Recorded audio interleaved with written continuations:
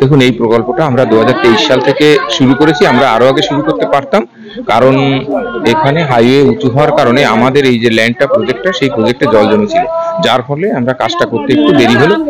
এবং আমাদের সেন্ট্রাল গভর্নমেন্টের যে ফান্ড আছে, সিএফসির ফান্ডের আমাদের অনলাইন পোর্টালটা একটু বন্ধ আছে, সেটা ত্রুটিটা রাজ্য থেকে ছাড়ানোর চেষ্টা করছে। এবং আগামীতে আমরা এই প্রকল্প দিয়ে রাউতারি এলাকার সকল মানুষকে সুযোগ সুবিধা দেব। এবং প্লাস্টিক ওয়েস্ট ম্যানেজমেন্ট রাউতারি গ্রাম পঞ্চায়েত থেকে আমরা সম্পূর্ণভাবে প্লাস্টিক মুক্ত গ্রাম পঞ্চায়েত গড়ে তোলার উদ্যোগে আগামী দিনে আমরা এগোচ্ছি।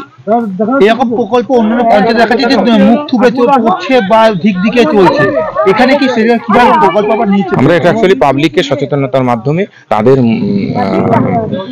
মানসিক দৃঢ়তা বাড়ানোর জন্য এবং তাদেরকে মাধ্যমে বোঝানো যে আপনাদের যদি এই প্রকল্প আমরা করি তাহলে এলাকা থেকে সম্পূর্ণভাবে বিভিন্ন রকম দূষণ মুক্ত হবে। এবং এলাকায় যে এই প্লাস্টিক গুলো যদি আমরা বন্ধ করি তাহলে এলাকার কোনো ড্রেনে জল জমবে না, জল না জমলে আমাদের মশা উৎপাত হবে না। এইভাবে আমরা মানুষকে বোঝানোর চেষ্টা করেছি।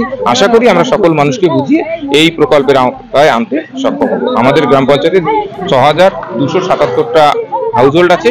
আমরা ধাপে ধাপে প্রত্যেকটা হাউস হোল্ডকে এই প্রক্রিয়া আনবো। আপনার নাম পরিচয়? আমার নাম ধীমান কল্যাণ সেন, এক্সিকিউটিভ অ্যাসিস্ট্যান্ট, রাউতারি গ্রাম পঞ্চায়েত।